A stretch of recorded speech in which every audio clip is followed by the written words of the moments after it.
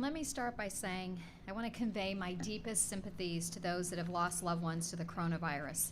We're all thinking of you. Today is Doctors' Day, and even without it, I want to send a message of gratitude to the foot soldiers in this war, men and women that are providing care and comfort to Americans that have been affected by the virus. Your country is grateful. And in short, as the President has said, we are engaged in a war against an invisible enemy. In wartime, the assumptions of peacetime must be revisited and adjusted to meet the demands of the moment.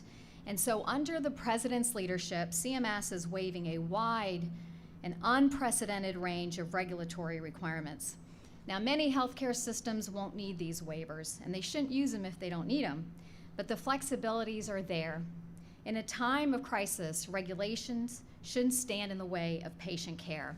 And there are several components to our announcement today, but the first one is CMS's Hospitals Without Walls.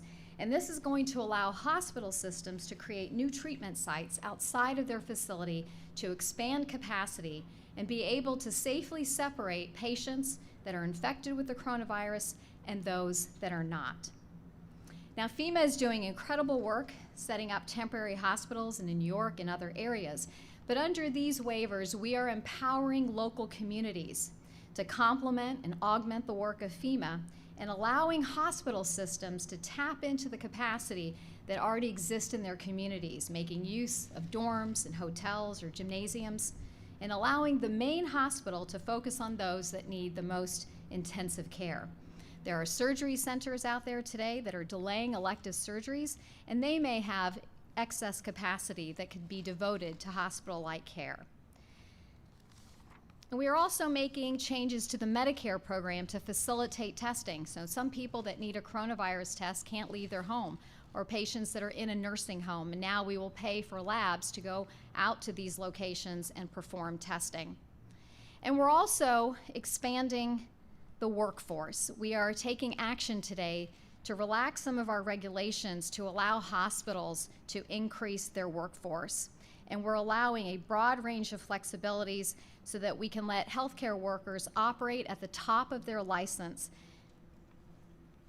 And we are also allowing our hospitals to provide more support for our healthcare workers. Under today's regulations, they can only provide minimal support to healthcare workers, but now we're going to allow them to provide childcare, meals, laundry services. And then there's also telehealth. The President already directed a dramatic expansion of telehealth to our nation's 62 million seniors with Medicare, and we're so proud of all the healthcare providers and patients that have rapidly implemented telehealth. But today we're announcing that we're going to go even further, and we're going to be paying for doctors to make phone calls with their patients and provide care over the phone.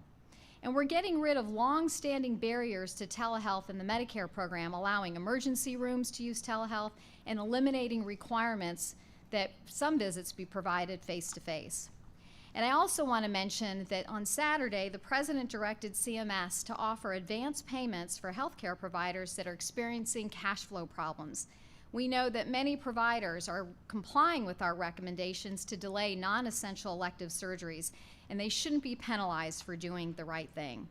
Now, I've barely scratched the surface of all the flexibilities that we are offering healthcare workers and healthcare systems. These flexibilities will provide a lot of flexibility from regulations that are ill-suited to the unprecedented needs of this emergency.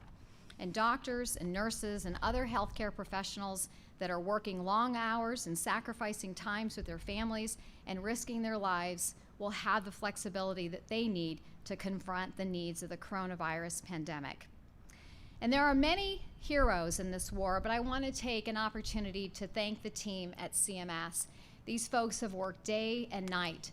The flexibilities that are in this regulation, and any regulation, usually take CMS a year, but we did this in 2 weeks, and I couldn't be more honored and privileged to serve alongside these dedicated public servants. Thank you.